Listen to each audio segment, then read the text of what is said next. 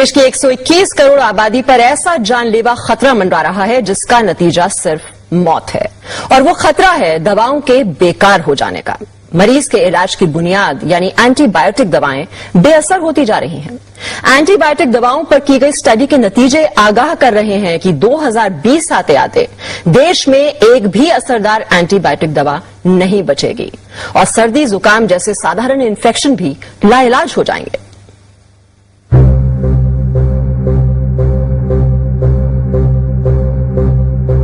देश की 121 करोड़ आबादी पर ऐसा जानलेवा खतरा मंडरा रहा है जिसका नतीजा सिर्फ मौत है, और वो खतरा है दवाओं के बेकार हो जाने का। मरीज के इलाज की बुनियाद यानी एंटीबायोटिक दवाएं बेअसर होती जा रही हैं। एंटीबायोटिक दवाओं पर की गई स्टडी के नतीजे आगाह कर रहे हैं कि 2020 आते आते देश में एक भी असरदार एंटीबायोटिक दवा नहीं बचेगी और सर्दी जुकाम जैसे साधारण इन्फेक्शन भी लाइलाज हो जाएंगे।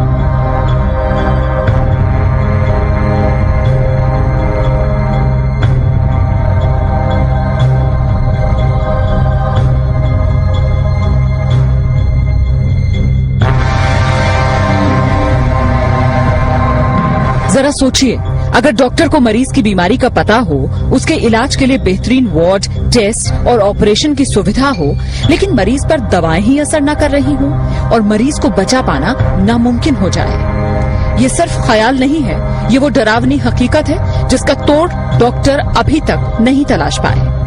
दिल्ली के एक प्राइवेट अस्पताल में हुई स्टडी के नतीजों से ये खुलासा हुआ कि कई एंटीबायोटिक दवाएं जो गंभीर बीमारियों के इलाज में इस्तेमाल की जा रही हैं, दरअसल मरीजों पर काम ही नहीं कर रही। अस्पतालों में मरीज बेमौत मरने को मजबूर हैं।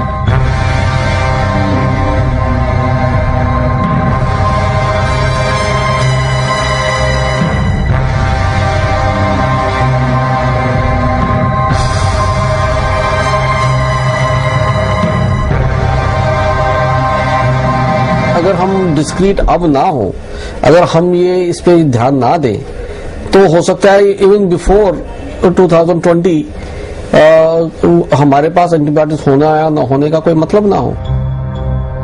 77,000 से ज्यादा मरीजों पर हुई अब तक की सबसे बड़ी स्टडी में ये पाया गया कि टीबी, निमोनिया और पेट की बीमारियों में इस्तेमाल की जाने वाली कई नई एंटीबायोटिक दवाएं अब बेकार हो चुकी हैं। टीबी के इलाज के लिए दी जाने वाली दवा 2002 में तकरीबन 98% मरीजों पर काम कर रही थी, जबकि 2009 में ये सिर्फ 48% मरीजों पर ही कारगर साबित हो पाई।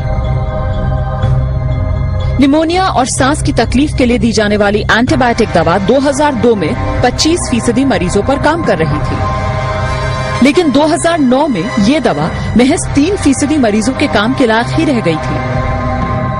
सर्जरी कराने वाले मरीजों में होने वाले इन्फेक्शन को रोकना चुनौती बन गया है। अनुमानित आंकड़ों के मुताबिक देश के हर अस्पताल में हर हफ्ते 1 से 2 मरीजों की मौत सिर्फ इसलिए हो जाती है क्योंकि एंटीबायोटिक दवा बेकार साबित हो गई।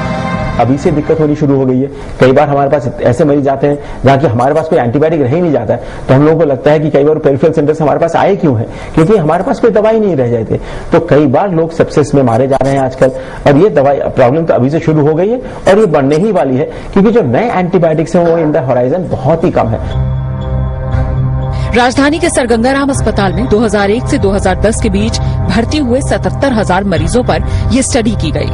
अस्पताल में रहने के दौरान उन्हें जो दवाएं दी गईं, उनके आधार पर ये नतीजा सामने आया कि कई दवाएं 40% मरीजों पर तो कई 97% मरीजों पर काम नहीं कर पाई। यानी देश की 3% आबादी को छोड़ दिया जाए तो बाकी सब पर जान का खतरा मंडरा रहा है। मौजूदा एंटीबायोटिक दवाएं अगर इसी तरह बेअसर होती रही तो क्या बहुत से मरीजों को बेमौत मरने के लिए मजबूर होना पड़ेगा? इस सवाल का जवाब वाकई डराने वाला है, क्योंकि डॉक्टरों की राय में बहुत से मरीज इन्फेक्शंस की वजह से सिर्फ इसलिए जान गंवा रहे हैं क्योंकि अब उन पर वो दवाएं काम नहीं कर रही जिनके जरिए कुछ साल पहले तक वो बीमारी का इलाज कर पा रहे थे। पूजा मक्कड़, जी न्यूज, दिल्ली।